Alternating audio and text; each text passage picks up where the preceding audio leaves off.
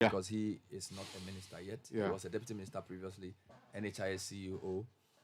You see some grooming there, don't you? Because if you look at his trajectory from district health director, Chebi, to Kolebu board, deputy minister under COVID, NHIA. So you can see Yeah, I mean, some congratulations to him. I mean, it's one of the smartest young men you have within this particular administration. Of course, moving from Chebi right into Kolebu as board chair, that place is a turbulent place, Kolebu, to manage that space and then subsequently getting elevated to the position of deputy minister for health. And the fine work he did with the COVID, you know, public public communication. communication Yeah. and then breaking the disease down to the Yeah. understanding of Ghanaians, what they should do, what they should not do. That played a huge part in helping the government's own responses to, the virus. And then, unfortunately, went to the polls. It didn't It do was well. surprising he wasn't even maintained as deputy health. Ideally, Because but yeah, I think the president's view is if you are not in parliament, yeah, that's right. you kind of Yeah, it was a position he took before the elections. yeah. Unfortunately, the good people of Lejokuku did not reward him with a return, and the president had to bring him as the head of the NHIA. I think it was one big loss for the ministry, the health sector. But it's good that he's been brought back, except that 8 months to make so much change. That's the issue. It's All right. a So let's tough make call. a quick point, just to correct the point. So, Dr. Bruko, my name is Andrew Rawlings, was a doctor, Minister for Health. Deputy was Nyoma Donko, who was also a doctor, later took over. Anane Kufuor, time doctor. Later on, Kwekwe Free, also doctor. Since that time, we've had George Sipayanki, Alban Bagwin at some point. We've had Joseph Yilechiri. We've had Alex Sebefia, who are all non-doctors. And then now we had Kweku Agyapa Mercer and his two deputies who are not doctors. So up until Kwekwe Free, so from Kwekwe Free, we hadn't had a doctor running the ministry till Okoboy. So that's the point of correction I wanted to make.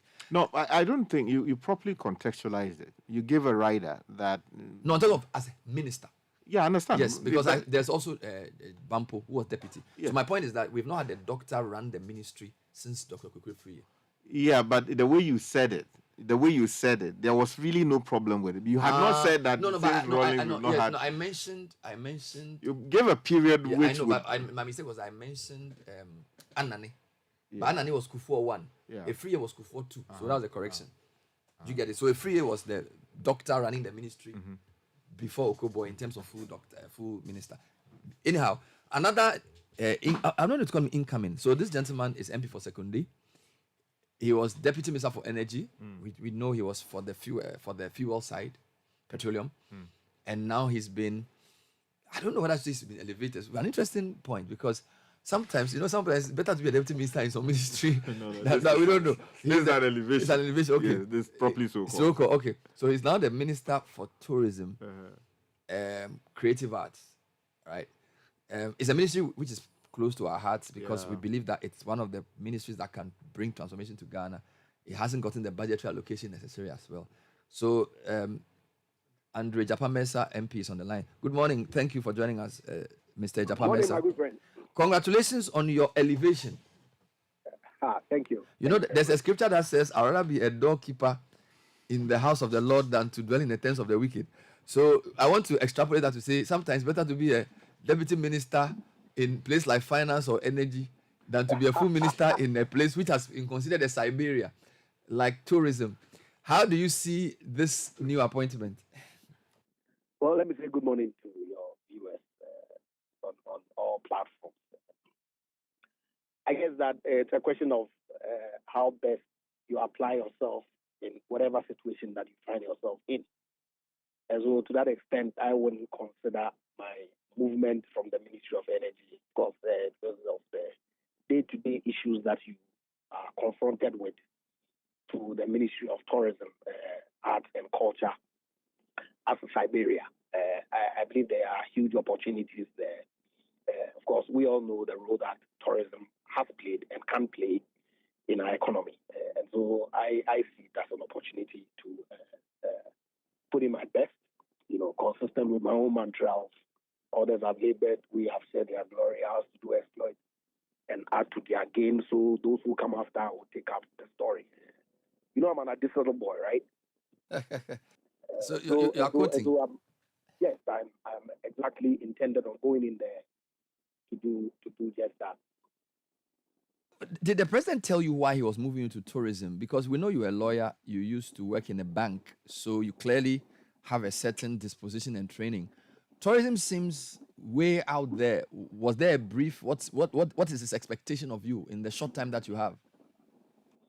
Well, His Excellency the President, when he met with me, was very candid. Of course, because of the sector that I work in presently, we've had occasion to have constant engagements with him on some key issues. And on some occasions, in the absence of my minister, I've led the discussions with him. So he knows the work that I have done at the Ministry of Energy. And he recognized that my clear understanding of the sector. And to correct you, I wasn't responsible for petroleum. I was the Deputy Minister for Energy. So I worked in both petroleum and power. Okay, and also the cross-cutting areas. Because my minister took the position that anybody who steps into his shoes should be able to appreciate from day one all sectors or all sub-sectors within the Ministry of Energy. And so we all had no designation. Okay, we worked pursuant to his, as it were, assignment of work that he gives to us. Okay, and so His Excellency the President was clear, but also proceeded to say that, look, it had cause to reorganize the government. And it was important that he abides by the constitution which enjoins him to have some regional balance in his cabinet. Looking around, he felt that I best fit that categorization in terms of my work ethic, the role that I've played in the energy sector. He's satisfied with my work. And so he wanted to elevate me into his cabinet with responsibility for tourism, arts, and culture. Of course, I graciously accepted and thanked him for the confidence that is reposed in me. And he indicated what his vision was in the tourism sector, of course, as an observer of the space, and especially because I speak on not only on energy, but for government. Okay, I appreciate to some extent his vision in the tourism sector.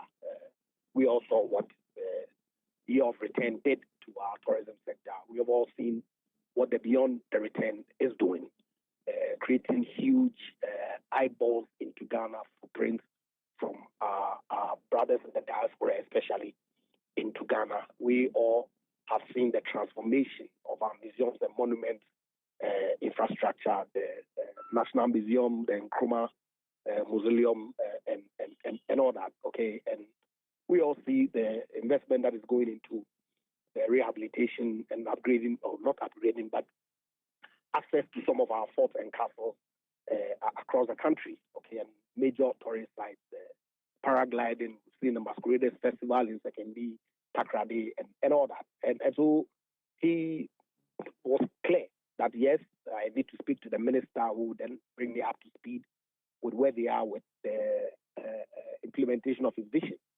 But clearly, it thinks that tourism is the key to our economic growth, our GDP growth in terms of per capita and all that. And so he expects me to go out there and, as it were, implement his vision, which is amply captured in our manifesto of 2020. And so my job is really cut out, subject, of course, to parliamentary approval. Do you have any priorities already? Have you started talking to people in the industry, or you're waiting for vetting? You won't believe it, that as between yesterday morning when the formal announcement came, because I got to know Monday evening, okay, and midnight of last night when I left my last meeting and headed home, the kind of people who have gotten in touch with me, messages, phone calls, the kinds of ideas that have been thrown at me and all that, I really see it as a good challenge, which I love, and so I'll go there, as always, subject to parliamentary approval, and put in my best. But of course, 2024 targets have already been set by way of the budget that has been approved. But there's an opportunity in the media to see if there are any new things that can be done to further enhance the vision of the president. We wish exactly what I we wish you well. I'm sure we'll be talking to you in subsequent programs. That was MP for Secunde, the Honorable Andrew Agyapa Mercer, who's now the Minister Designate for Tourism. He did point out, Sky, that it's the president also spoke about regional balance. Oh, yeah, I mean, that's a constitutional requirement. So you cannot, as president in appointing ministers to serve in your government, ignore that. In fact, that is one of the things that they have to juggle around. So some of the people you see in government, they are not so much there because of competence, strictly speaking. And I'm not talking about Honorable Agyapa Mercer here, because one of the finest brains you have around.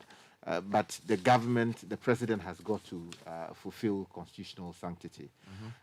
So that's why you have the Honorable Samson Ahi, for instance, raising issues as to why, in his view, it would seem that Western North has not been named as part of the current, administration, and he's raising serious constitutional and legal issues with that. So, yes, I mean, as a president, if you're going to make appointments, you have to think seriously about that, and that is why those of us who vote, when we are voting, we should look closely at the people we want to represent us, because the Constitution imposes a certain obligation on the president. So think about whether this More person than you are voting 50%, for as MP, if the time comes for minister, can they do the job? Exactly. More than 50% must come from Parliament. That's the first one. Yeah. And then also in making the appointments, there has to be regional balance. So you're right. People should not just vote based on immediate considerations. They should look at all of those things. Exactly. 8:41. Let's bring you two quick announcements. We're still talking to the incomings. So far, speaking. So yesterday, Umaru Sanda spoke to Henry Quarte, who's the incoming interior. He spoke to Titus Glover, who's the incoming Greater Accra. He spoke to Opon Kroma, who's been transferred from information to works and housing. Today, I've spoken to Dr. Mohamed Amin Adam, finance. Spoken to Okoboy Health, and I just spoke to Agyapa Mercer. We'll get a few more before the show's over, just to give you a sense of where their mind is and what they think about the task ahead. But let's talk about GIZ's AGI Energy Service Center. Now, they are there to provide tailored